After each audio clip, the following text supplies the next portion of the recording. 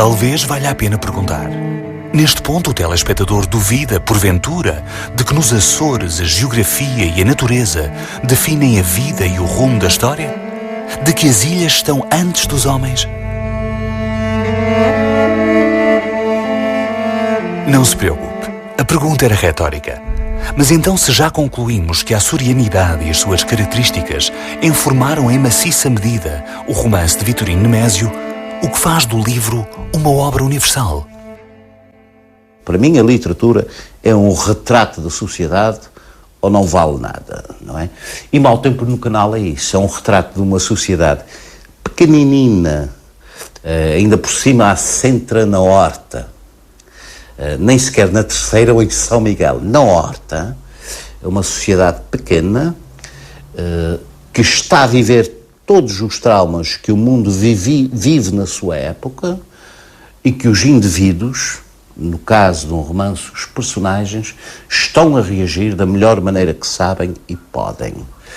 E depois transpõe-se Mau Tempo no Canal como um William Faulkner, como qualquer outro grande escritor, como um Dostoiévski em Moscovo, que retrata uma sociedade limitadíssima em termos geográficos e humanos, e depois fala com o mundo inteiro. Isso é genial. Isso não é nada português. Não é nada português, porque a maior parte dos nossos intelectuais desliga-se da terra, não quer falar destas coisas e quer ser cosmopolita. Há uma enorme preocupação em Portugal, as pessoas serem cosmopolitas e universais. E daí vem a pergunta que me fez há pouco, se o romance era demasiado regionalista. Então as pessoas se situam, muitas vezes, até as suas histórias, pensam sempre em colocá-la em termos universais. O que acontece? Não são, porque depois alguém de fora vai ler e diz...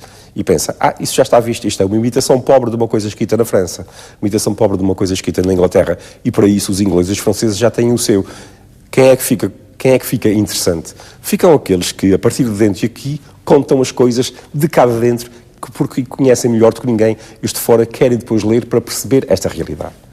A universalidade do romance resulta de um regionalismo que está superado, não é um regionalismo no sentido estreito, no sentido provinciano, no sentido da divulgação de factos microsituados. Resulta da vivência humana, da dramaticidade da condição do ser-ilhéu. E a dramaticidade da condição do ser-ilhéu redime tudo, quer dizer, não há regionalismo no sentido empobrecedor. O que há é que o que é geograficamente regional se transforma em universal por uma vivência humana. Quer dizer, ele promoveu de tal maneira aquilo que se passa aqui com gente daqui, com gente que estava cá, que entrou para o grande padrão da condição humana. O romance Mau Tempo no Canal é um romance, no início fala-se numa 10ª ilha. Nos Açores havia a crença de que havia uma 10ª ilha para norte. E as pessoas andavam à cata dessa 10ª ilha, muita gente andou, havia uma ilha, aliás, a procura dessa 10ª ilha, que também é a Ilha Antilha, ou a Ilha das 7 Cidades, é um tema muito vastíssimo, era uma obsessão na altura, havia a crença de que havia uma ilha para lá de lá, e depois quando chega à América pensam, cá está a ilha. Quando chegam às Antilhas, eles pensam que é a Antilha. Mas ele tem o curioso é que, como os gregos pensavam que os Açores, aquelas ilhas ali eram as ilhas da Macaronésia. Em grego, macaroni significa felicidade, não tem nada com macarrão nem com macaroni italiana, significa felicidade.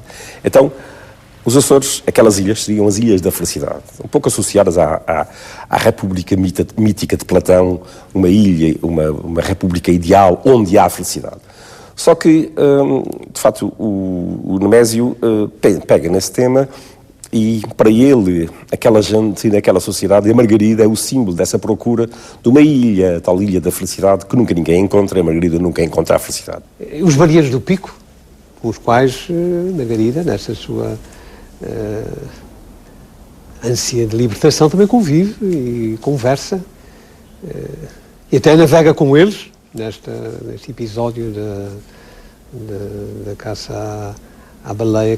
O romance é muito complexo de contar, mas tem situações simbólicas muito belas, nomeadamente o final, o capítulo final, que é a partida para uma viagem de núpcias da Margarida Clark Dulmo, que atira um anel, enfim, ao fundo do mar. Essa situação simbólica, essa situação em relação ao passado e em relação à sua ilha, aquilo que ela diz quando parte, é Nemésio que parte naquela altura.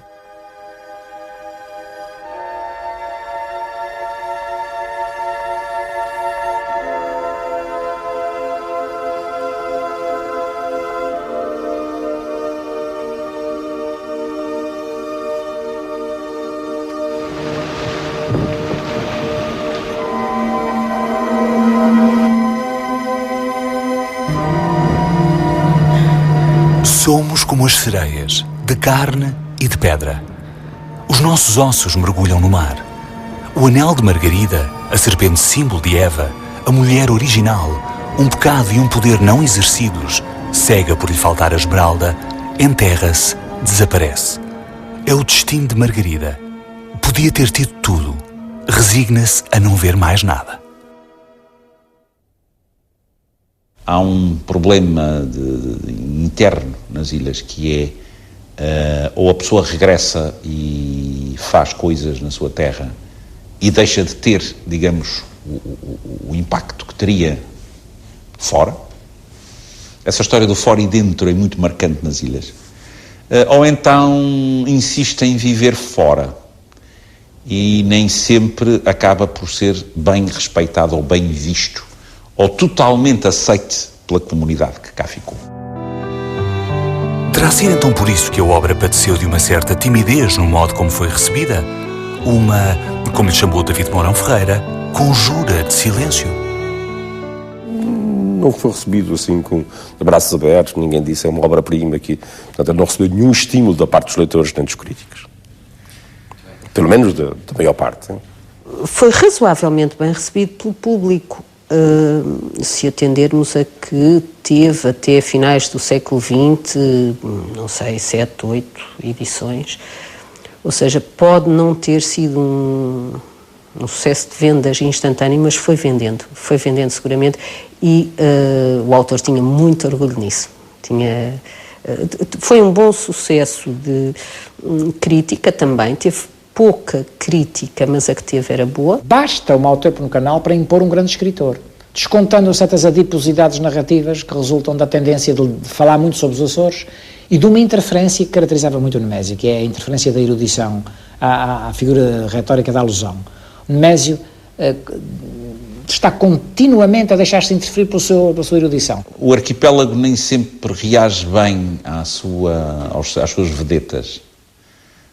Claro que existem aquelas que são incontornáveis e incontestáveis, mas mesmo assim, eu lembro-me de muitas vezes as pessoas se queixarem do Vitorino Nemésio porque ele não tinha regressado, não tinha fixado raízes.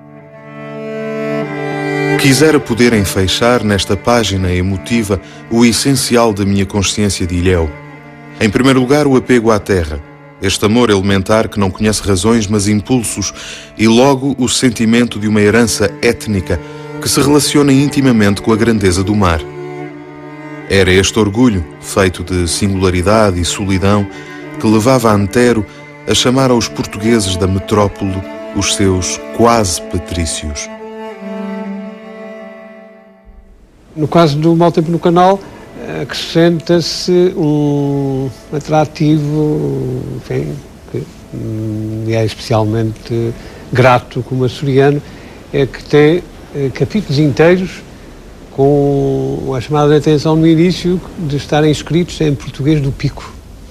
É um português cheio de palavras inglesas, americanas, trazidas para a linguagem comum dos baleeiros, é resultado de uma antiquíssima imigração dos homens do Pico, dos picarotos, nos navios baleeiros americanos.